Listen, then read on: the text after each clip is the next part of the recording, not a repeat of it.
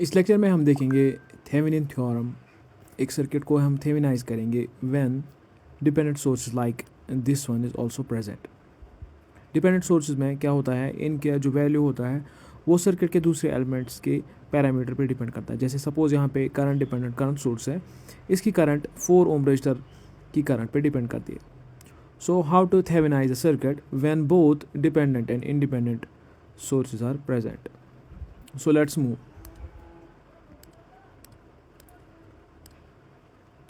Thevenin circuit में हमें दो पैरामीटर्स फाइंड करने होते हैं। पहला थेवेनिन वोल्टेज और दूसरा Thevenin resistance across terminals we are asked to do so यहाँ पे इस सर्किट को हमें थेवेनाइज करना है across A and B. So और first step is to find Thevenin resistance. अगर एक सर्किट में डिपेंडेंट सोर्सेज और इंडिपेंडेंट सोर्सेज दोनों प्रेजेंट हो तो उस केस में आर थेवेनिन को हम कैसे सॉल्व करें। उस केस में अगर आप देखोगे इस सर्किट को, पहले हम आर थेवेनिन फाइंड करने के लिए सारे इंडिपेंडेंट सोर्सेज को रिमूव करते हैं। लेकिन इस सर्किट में हम एक सोर्स को रिमूव नहीं कर सकते हैं, वो है ये करंट डिपेंडेंट करंट सोर्स, क्योंकि ये डिपेंडेंट सोर्स है। इसका जो वैल्यू है सर्किट के एलिमेंट की करंट पे डिपेंड करता है। सो इसको हम रिमूव नहीं कर सकते, तो इसकी जो रेजिस्टेंस होगी अक्रॉस दिस वो उतनी ईजी फाइंड नहीं करनी होगी जितनी हमने अर्लियर केस में देखा जहाँ खाली डिपेंडेंट सोर्सेज हुआ करते थे। सो इस केस में क्या होता है, जिस टर्मिनल के अक्रॉस हमें आर टी एच फाइंड करना है उन टर्मिनल्स के अक्रॉस हम एज्यूम करते हैं, हम अप्लाई करते हैं एक वोल्टेज सोर्स जिसकी वोल्टेज वी नॉट है और जो करंट सप्लाई करता है इस लीनियर सर्किट में आई नॉट। या हम दूसरा वे इसको देखते हैं, हम एक करंट सोर्स अप्लाई करते हैं इन टर्मिनल्स के अक्रॉस ए एंड बी जिसकी करंट वैल्यू है आई नॉट और जिसके अक्रॉस वोल्टेज है वी नॉट। उससे हमें क्या फ़ायदा होता है, इस इन टर्मिनल्स के अक्रॉस जो वी नॉट और आई नॉट हम फाइंड करते हैं, फिर इनको रेशो लेके हम आर टी एच फाइंड करते हैं। अब हम कहाँ पे ये वोल्टेज सोर्स लेंगे और कहाँ पे करंट सोर्स लेंगे, ये डिपेंड करता है कि सर्किट में ईजीली हमें वैल्यू किससे मिलेंगी। सपोज एक सर्किट में सारे एलिमेंट्स करंट एलिमेंट्स हैं तो उसमें नोडल एनालिसिस ईजी होगी अप्लाई करना, तो उसमें हम ये वाला प्रेफर करेंगे आई नॉट अप्लाई करना। अगर हमारे सर्किट में KCL ईजी होगा अप्लाई करना तो हम ये वाला सर्किट प्रेफर करेंगे, वी नॉट अप्लाई करेंगे अक्रॉस ए बी। इस केस में क्या है, इस केस में हम देखेंगे हम कौन सा ये मेथड अप्लाई करेंगे। सो लेट्स मूव। इस सर्किट में आप देखो, इस सर्किट में पहला स्टेप है आर टी एच फाइंड करने के लिए remove all dependent sources independent sources.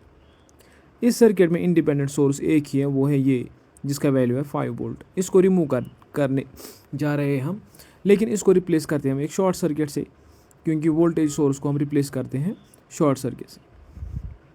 Voltage source का रिमूव करने का मतलब उसका वोल्टेज कंट्रीब्यूशन ज़ीरो है अक्रॉस एनी एलिमेंट जिसके अक्रॉस वोल्टेज ज़ीरो होगी उसको हम शॉर्ट सर्किट कंसिडर करते हैं, यानी कि उसके अक्रॉस कोई वोल्टेज ड्रॉप नहीं है। सो दूसरा स्टेप हम देखेंगे कि हम क्या करेंगे। हम अभी हमने देखा हमें दो ऑप्शन है यहाँ पे, या तो हमें यहाँ पे वोल्टेज सोर्स अप्लाई करना है या करंट सोर्स। हम प्रेफर करें यहाँ पे हम आई नॉट करंट का एक करंट सोर्स अप्लाई करते हैं across A B to find R T H, where R T H इसमें होगा finally V naught by I naught. V naught और आई नॉट को हम फाइंड करते हैं। सो इसमें इस सर्किट को मैं और सिंप्लीफाई करता हूँ, इस फॉर्म में लाता हूँ। बस 3 ओम को यहाँ लिखा, ये खाली वायर थी यहाँ पे, इसको मैंने शॉर्ट किया और इसकी लेंथ कम की और 3 ओम को यहाँ लिखा, बाकी एज इट इज़। अब आप देखो इस सर्किट में क्या है, इस सर्किट में यहाँ पे वोल्टेज दो वोल्टेज नोड्स हैं V1 एंड V2।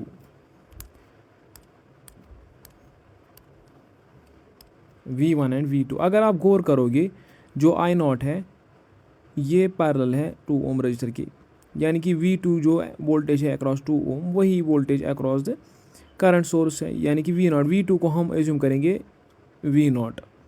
अब हम इस पे नोडल एनालिसिस करते हैं। नोडल एनालिसिस में हम क्या करते हैं, नोडल एनालिसिस में नोडल एनालिसिस में हम पहले इस नोड पे देखते हैं कि V1 नोड पे देखते हैं KCL अप्लाई करते हैं। हम एज्यूम करते हैं यहाँ से करंट जा रही है और यहाँ से करंट जा रही है और यहाँ से करंट जा रही है।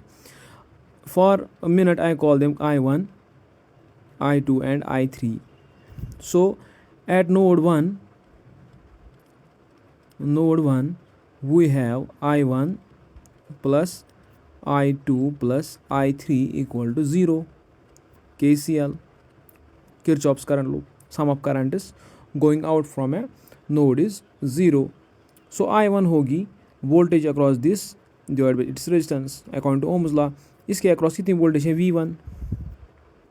जब हम ये रेफरेंस नोट करते हैं एज्यूम इसकी वोल्टेज है 0 वोल्ट, हम बोलते हैं V1 minus 0 divide by 3, so that is V1 by 3।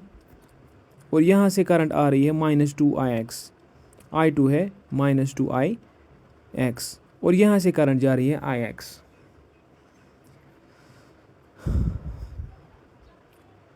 Plus IX equal to 0। अगर मैं इसको और सिंप्लीफाई करूँ V1 by 3 minus IX equal to 0। लेकिन हमें एक और इक्वेशन यहाँ पे बनती है, इक्वेशन 1 में इसको कॉल करूँगा। हमें इक्वेशन दूसरी बनती है ये IX, जिसको मैंने I3 भी कॉल किया। IX किसके बराबर है? Voltage difference between these two terminal divided by resistance. So IX को मैं लिख सकता हूँ V1 माइनस V0 बाई 4। इस इक्वेशन को मैं यहाँ पे पुट करूँगा, IX को मैं हटाऊँगा ताकि V1 और V0 में वैल्यूज़ निकले। So V1 by 3 minus V0 by 4 equal to 0। इस इक्वेशन में देखो V1 बाई 3 खुद है यहाँ पे, फिर IX को हमने यहाँ पे ये किया सब्स्टिट्यूट, तो हमें ये वैल्यूज़ आई। अब इसको रीअरेंज करते हैं, हमें आएगा V1 1/3 कॉमन निकालो V1 को -1/4 plus V0 by 4 equal to 0। ये आएगा 4 माइनस 3 डिवाइड बाई 12 हो गया V1/12। V1/12 आएगा बराबर हमें plus V0 by 4 equal to 0। इसकी कैलकुलेशन मैं यहाँ पे करता हूँ।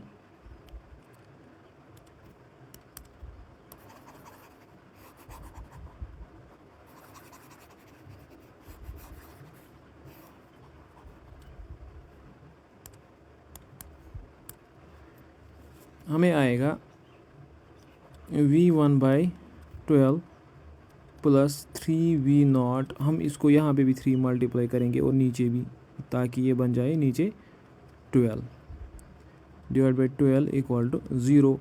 12 कॉमन लो और यहाँ से मल्टीप्लाई करो, हमें आएगा V1 plus 3V0 equal to 0 और V1 equal to minus 3V0। हम इसको कॉल करेंगे इक्वेशन 3। इक्वेशन 1 हमारी ये है और इक्वेशन 2 ये है और इक्वेशन 3 ये है। अब हम नोड 2 पे देखते हैं। नोड 1 पे हमने ये इक्वेशन सॉल्व की, अब हम नोड 2 पे जाते हैं।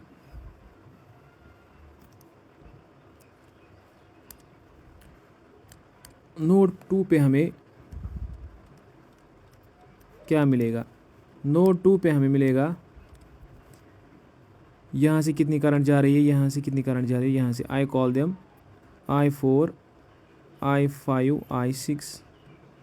सो according to KCL I4 plus I5 plus I6 equal to 0। Sum of currents at a node is 0 if they are all in the same direction, they are outgoing, that will be positive sign. If some currents are incoming, some are outgoing, signs will be different. So यहाँ पे सब currents outgoing है तो इनको सम में सीधे लिखता हूँ। अकॉर्डिंग टू KCL सम इनका 0 होगा। तो I4 होगी, यहाँ इस ब्रांच में कितनी करंट है? V0 minus V1/4। इस ब्रांच में होगी प्लस V0/2। इस ब्रांच में करंट आ रही है I0, so I6 will be -I0 equal to 0। इसको हम रीअरेंज करके लिख सकते हैं V0 into 1/4 plus 1/2 minus V1/4, I naught को यहाँ ले जाऊँ तो आई नॉट, इसको मैं यहाँ पे हटाऊँगा इस चीज़ को,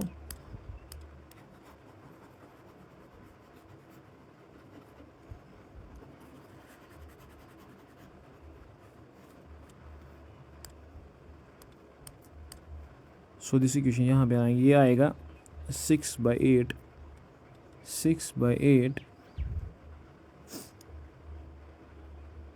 V0 minus V1/4 equal to I not.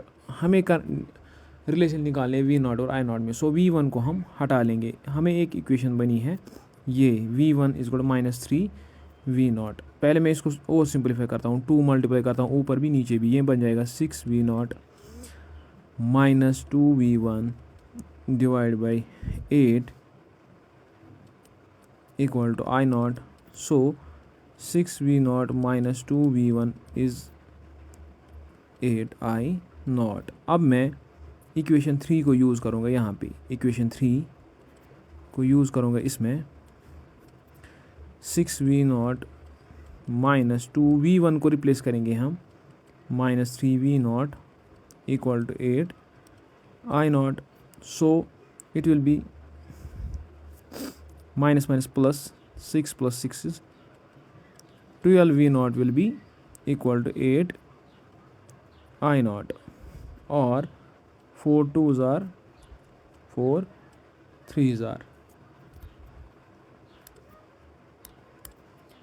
that will be V0 by I naught, हमें यहाँ पे वैल्यू मिलेगी V0 by I naught which is equal to R Thevenin, क्योंकि इन टर्मिनल्स के अक्रॉस ये वोल्टेज और करंट है वही हमें निकालनी है, वो आएगी 2/3 और 0.667 ओम। सो आर थेवेनिन हमें मिली। अब हमें निकालनी है V Thevenin. Let's move. R Thevenin हमें मिली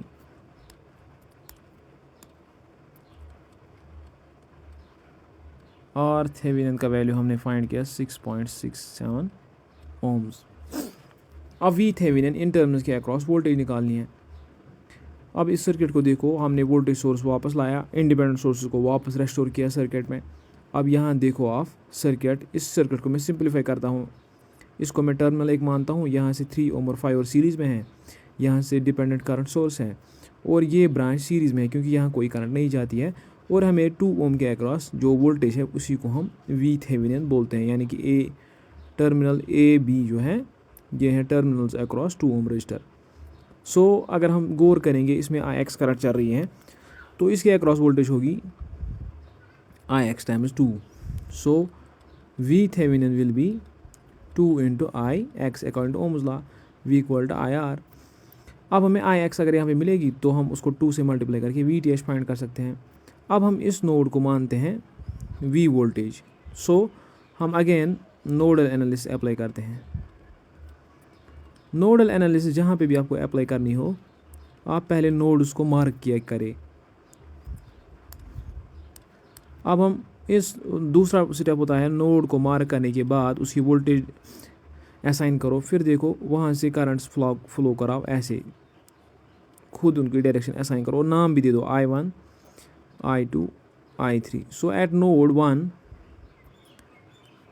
एट नोड, यहाँ पे एक ही नोड है तो नोड 1 ये रेफरेंस नोड है 0 पोटेंशियल का। At node 1 I1 plus I2 plus I3 is 0। I1 will be current through 3 ohm resistor, वो कितनी होगी, इसके टर्मिनल्स के अक्रॉस वोल्टेज कितनी है, वो है V-5 voltage divide by resistance divide by 3 plus I2 है -2IX, I3 है IX के बराबर प्लस IX इक्वल टू 0। इसको मैं थोड़ा सिंपलीफाई करूँगा, ये बन जाएगा V/3 plus IX -5/3 equal to 0। यहाँ तक एक इक्वेशन बनी। वेरिएबल्स यहाँ पे दो हैं, वी और आई एक्स, हमें फाइंड करना है आई एक्स, तो हम वी और आई एक्स में रिलेशन देखेंगे। अब देखो ये ब्रांच जो है ये सीरीज़ में दो रजिस्टर लगे हैं, इनके अक्रॉस वोल्टेज है ये nodal voltage V minus zero यानी कि V. So I X will be यहाँ पे इस नोड को आप देखो ये वी नोड वोल्टेज है, ये सीरीज़ में है दोनों। So V minus this reference node 0 volt, V minus zero divide by this resistance कितनी है 7, वो होगी आई एक्स करंट, जो क्वेश्चन में वही से गिवन है, यहाँ से आई एक्स करंट जा रही है, that is V by 7। I X और वी में रिलेशन निकली, तो मैं इसको यहाँ पे सब्स्टिट्यूट करता हूँ, v बाई 3, हम v को रिप्लेस करेंगे क्योंकि हमें आई एक्स चाहिए। So v equal to 7 I X, v equal to 7 I X, हम v को यहाँ पे रिप्लेस करेंगे, 7 I X by 3 plus I X equal to 5 by 3, 5 by 3 को हम यहाँ ले जाएंगे। So it will be 10 by 3 I X equal to 5 by 3, 3 और 3 कैंसिल हुआ, 5 1 ज़ार 5 2 ज़ार, सो आई एक्स इज़ 2 एम्पियर्स और वी टी एच है 2 इंटू आई एक्स, क्योंकि वी टी एच है voltage across 2 ohm resistor terminals, इस सीरीज़ में है ना दोनों, इसमें करंट आई एक्स चल रही है 2 इंटू आई एक्स हमने फाइंड की 2, so it will be 2 into 2 that is 4 volt. सो हमें मिली यहाँ पे वी थेवेनिन भी 4 वोल्ट। अब हम इस सारे सर्किट को इन टर्मिनल्स के अक्रॉस रिप्लेस करेंगे थेवेनिन इक्विवेलेंट से, यानी कि एक voltage source in series with current source.